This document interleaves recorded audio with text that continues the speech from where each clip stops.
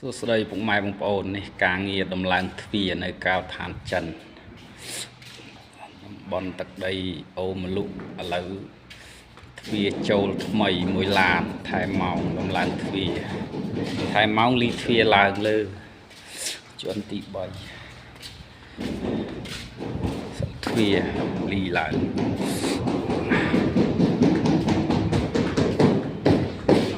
បងថែមម៉ោងវាយការ៉ូ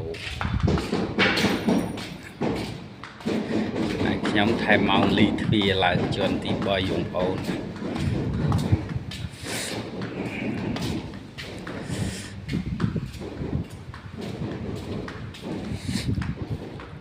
ក្នុងមួយជាន់នេះ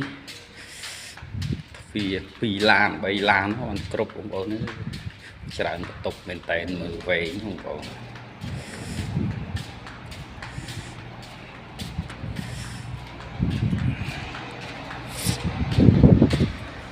ដាក់តាមបន្ទប់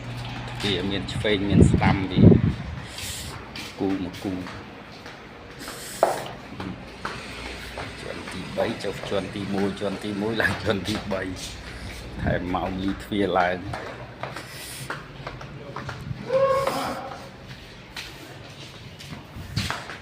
ជាន់ទី2ឈឹង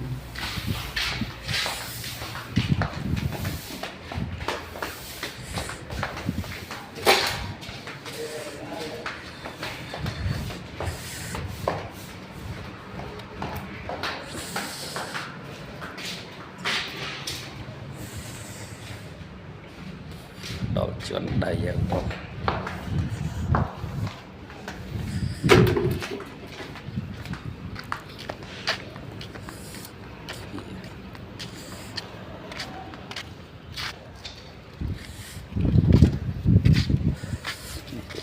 ទ្វារបន្ទប់ទឹកបងទ្វារបន្ទប់ទឹកថែមម៉ោងលីឡើង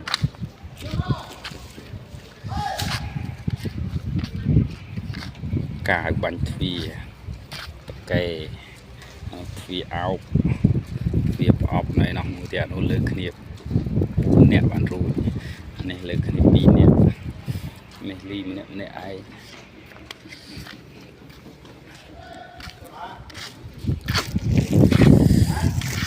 ធំម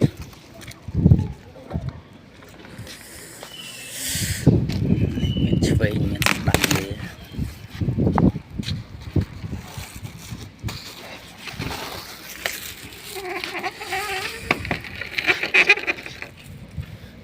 ចង់បង្ហាញបងប្អូនប៉ុណ្ណឹងបងប្អូន